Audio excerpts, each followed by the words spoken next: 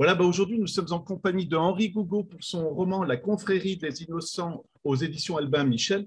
Une question toujours qui est très très simple, l'origine du roman, tout simplement, s'il vous plaît. C'est-à-dire que il se trouve que le XIIIe siècle est un peu est un lieu du temps où j'aime bien me retrouver.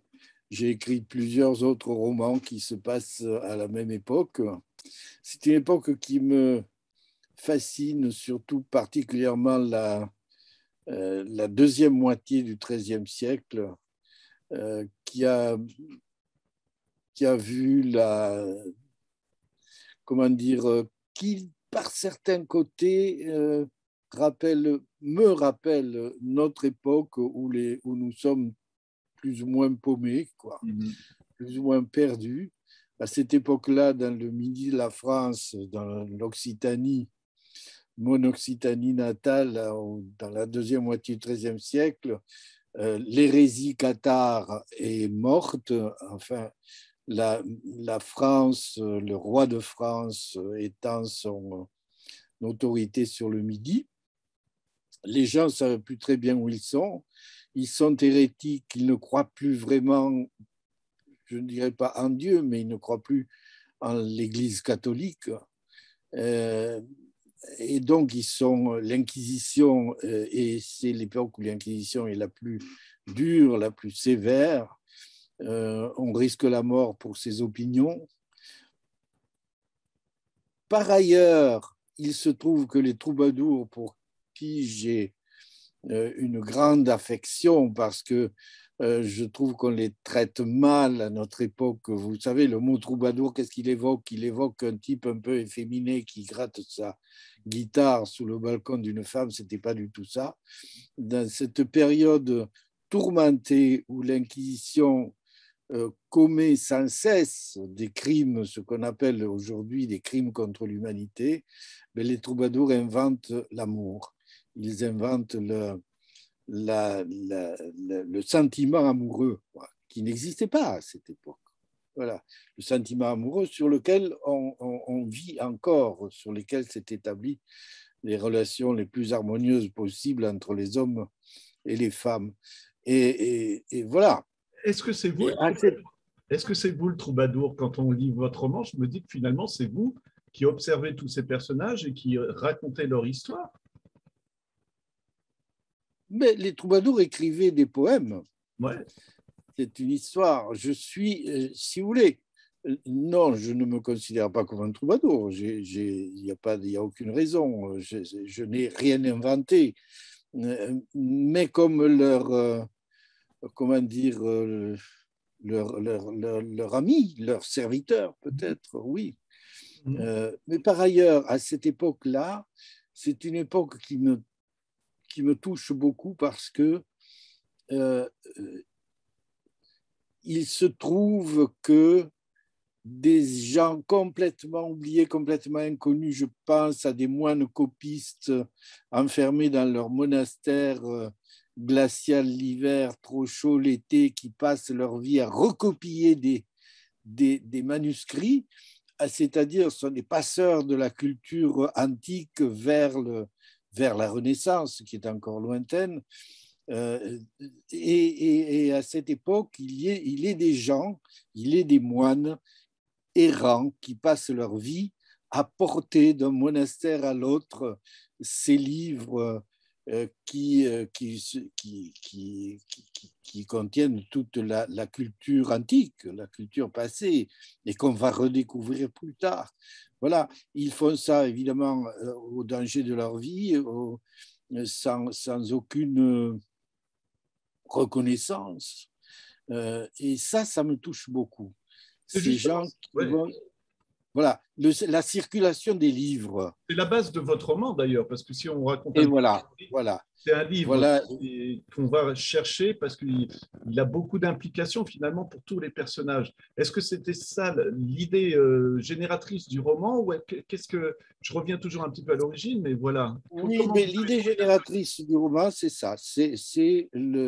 J'avais envie de mettre en scène passeur de livres, un de ces moines plus ou moins solitaires, enfin, qui transportaient sur leur mulet les manuscrits d'un monastère à l'autre, qui transportaient toute la culture, qui transportaient le bien le plus précieux de l'humanité à cette époque-là.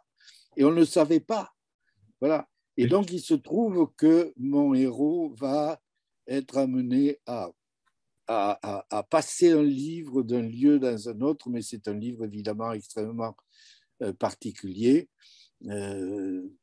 Voilà, c'est pas n'importe quel livre, c'est un livre secret qui a circulé depuis la nuit des temps, peut-être, en tout cas depuis le début du christianisme. Est-ce que ça vous... Le côté suspense aussi, parce que justement, la base de cette histoire, c'est tout le monde est à la poursuite de ce livre.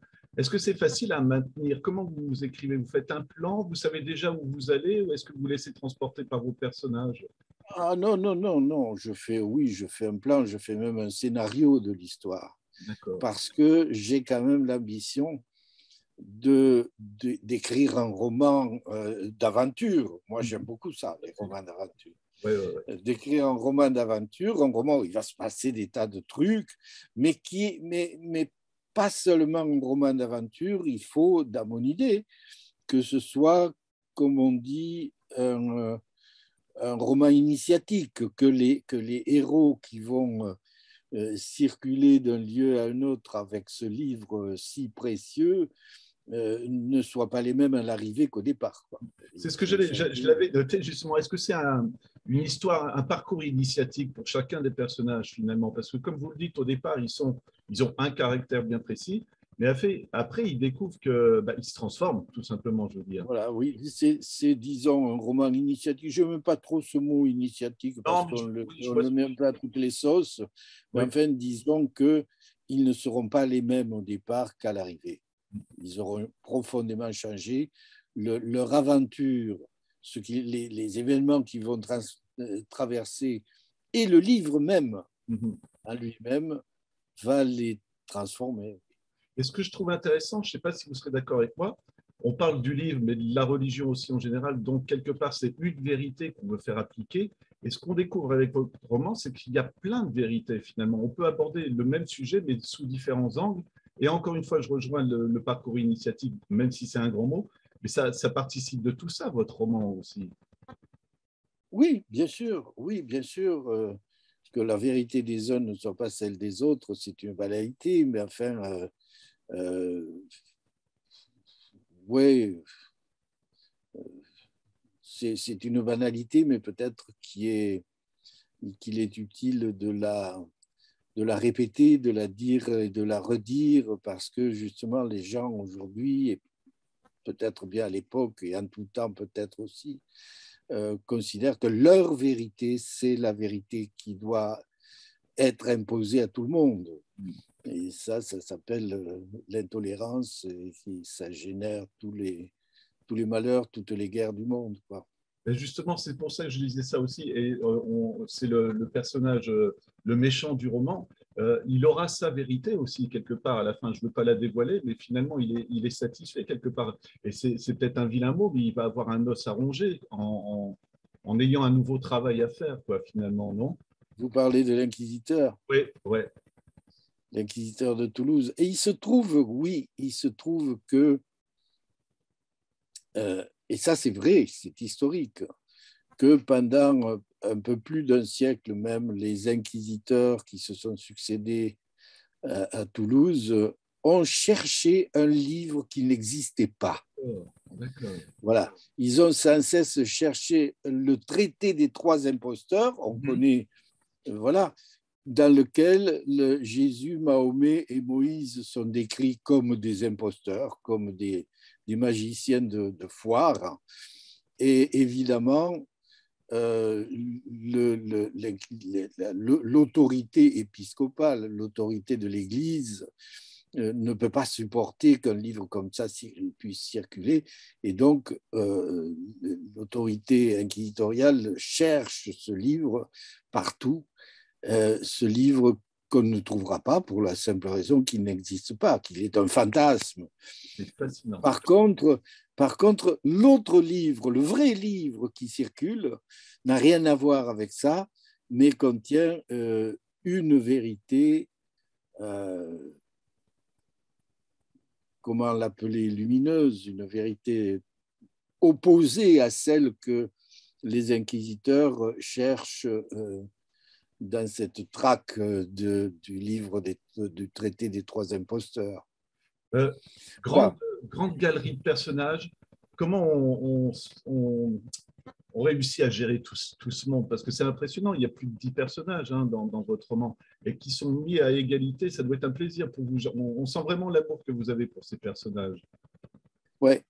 Oui, ce sont des personnages que je n'ai pas tous inventés. D'ailleurs, le personnage principal, le petit moine, Alexis, c'est un de ces moines errants qui va de monastère en monastère. Bon, voilà.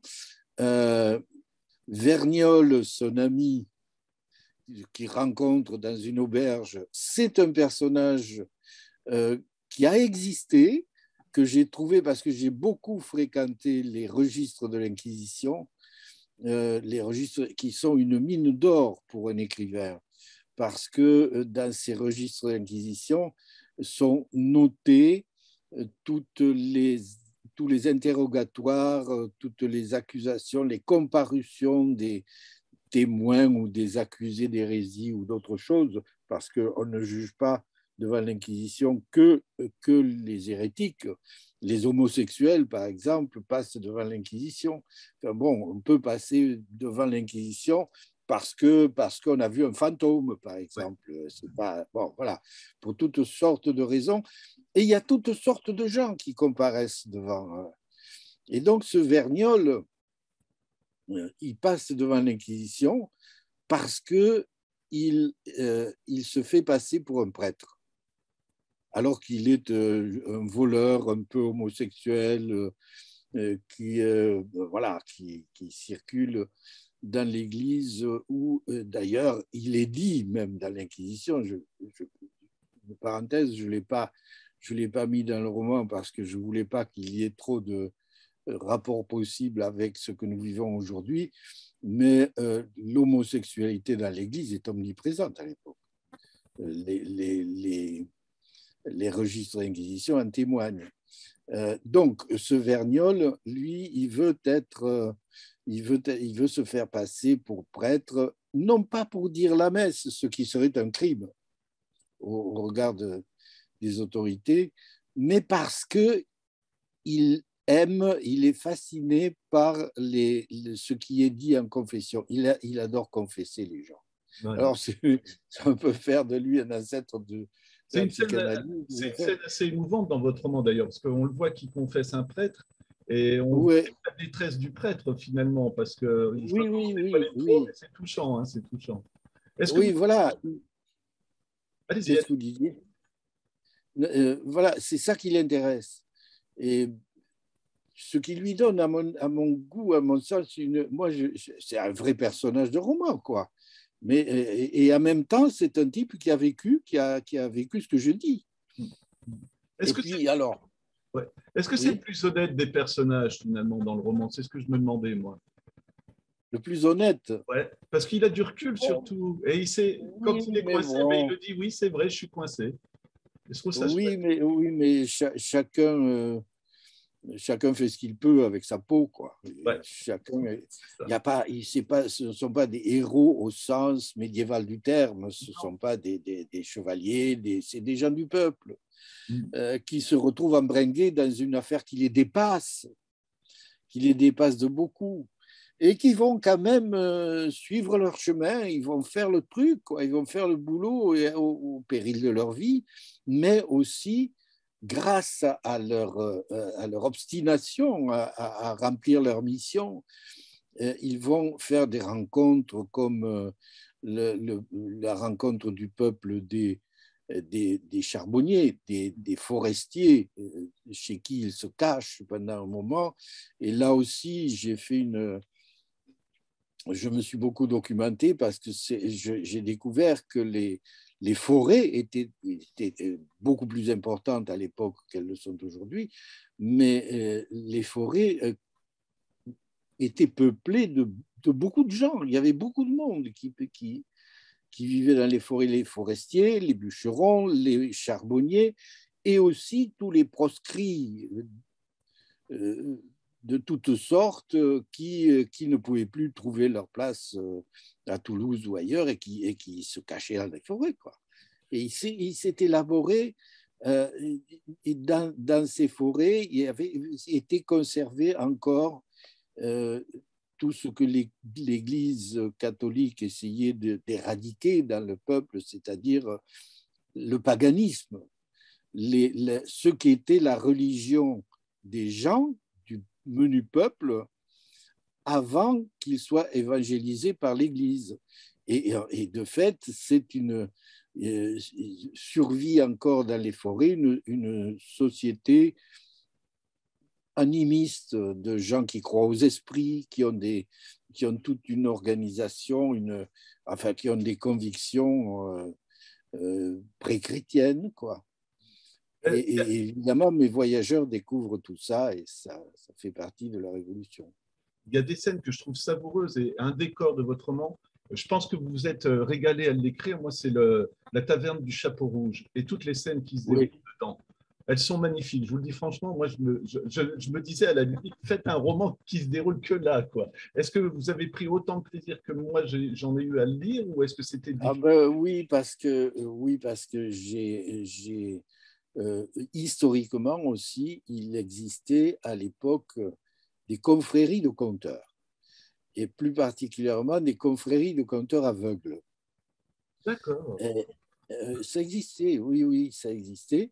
Et la taverne du Chapeau Rouge, c'est une espèce de cour des miracles sur laquelle règne un vieil homme un peu